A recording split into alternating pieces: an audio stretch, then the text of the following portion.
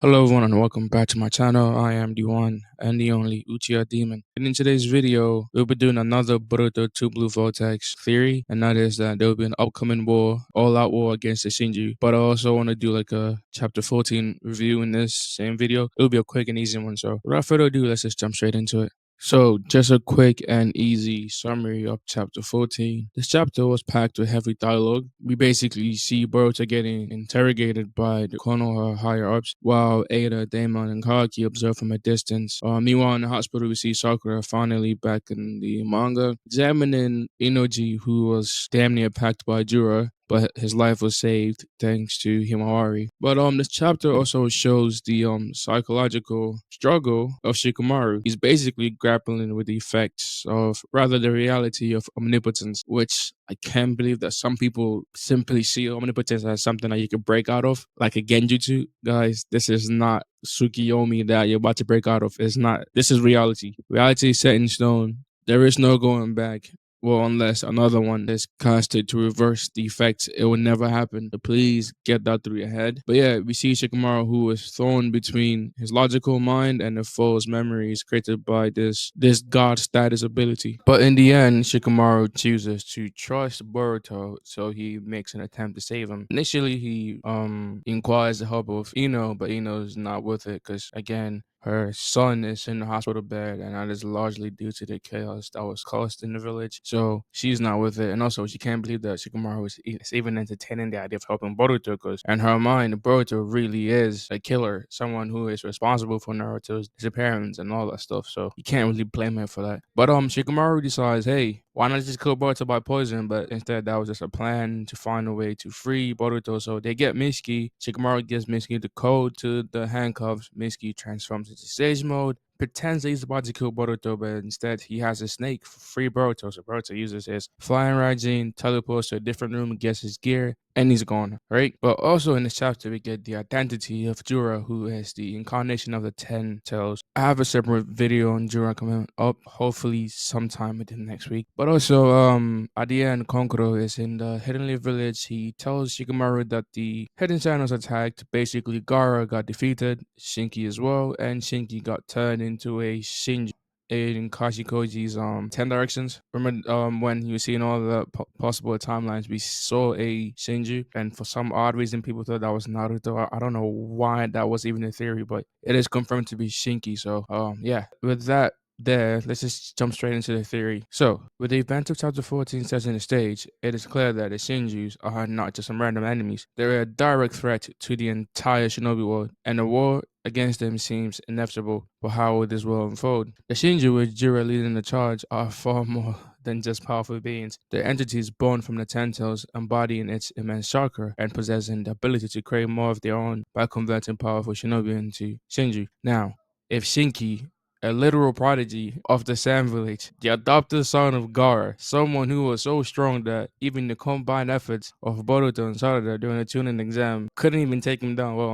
until Boruto cheated. They couldn't even defeat him, and that was when he was a Genin. He got turned into a Shinju. Then nobody's safe. And also think about it. Gara, one of the strongest ninjas. Gara is a top 1% ninja. There is not a lot of shinobi alive currently that can defeat Gara. And he got bopped. So if he got defeated, nobody's safe. So this ability to recruit and expand their forces exponentially makes them a unique and dangerous threat, not just the Hidden Leaf Village or the Hidden Sand Village, but to everybody. Now, if the Shinjus can use Code's claw marks, meaning the ones that Code himself uses, meaning like Code is the one who put like a certain claw mark there, if they can use it, then they can attack actually all five of the major shinobi villages, because I believe back in chapter 60, maybe 59, around there somewhere, Code's claw marks were spotted everywhere in the five major shinobi villages. So if they could use it, yeah, it was raps. But I'm not too sure on that, because Jura and Hidari did walk into the Hidden Leaf, so there's that too. But Konoha will play a pivotal role in this upcoming conflict. Shikamaru, despite his current struggle with omnipotence, is a strategist at heart, and he will have to come up with a plan to combat the Shinji. So obviously, I think the logical plan for Shikamaru would be to team up with Boruto, the person that he's trying to pretend that he's not helping.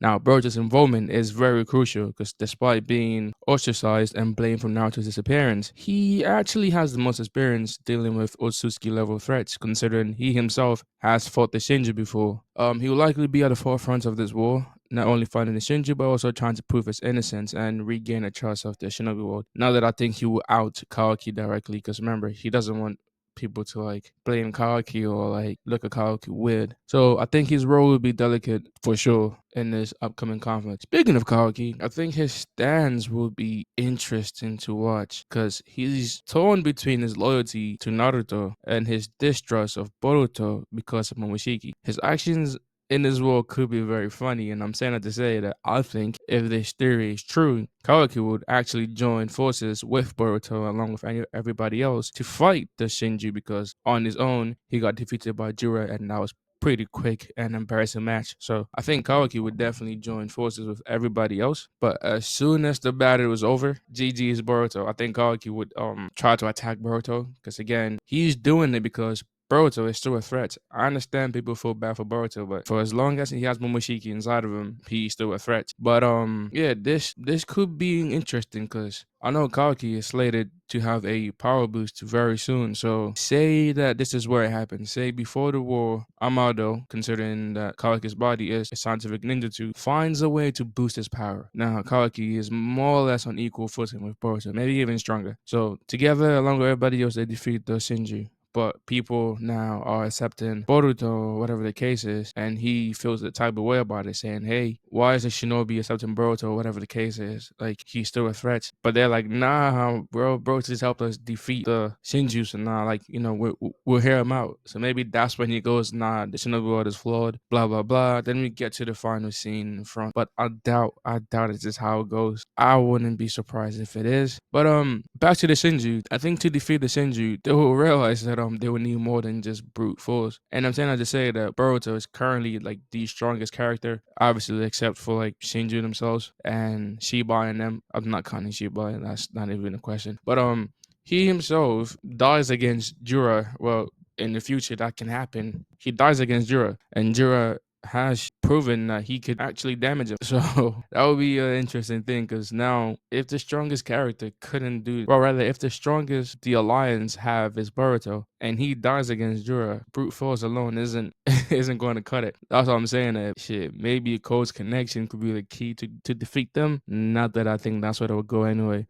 But I know a lot of people think Code will switch sides. I hope he doesn't. I want Code to be a villain and succeed at being a villain. So there's that. But yeah. So basically, I think all the pieces are falling into place, and with the Shinju's ability to convert and expand their numbers, I think it is likely that this theory is true, and we will head into like a war, not the likes of the fourth grade ninja war where it was like everybody's marching to the front lines and stuff, but maybe something different. And also, I wouldn't be surprised if we see like villages just being destroyed, like say Hidden Cloud or something. Or like speaking of the Hidden Cloud, don't be surprised if we see like someone like Omoi get turned into a Shinju or something like that. Don't be surprised. But more or less, I think this is the video and the theory. So, what do you guys think? If there is a war, how do you guys think it will unfold? And who do you think will play the most critical role aside from Boruto and Kawaki and Sarada? Cause so let me know your thoughts down in the comment section below. And as always, don't forget to like, subscribe, and hit that notification bell if you haven't for more deep dives into the world of Naruto and Boruto. Ladies and gentlemen, I am Uchiha Demon, and I'm out.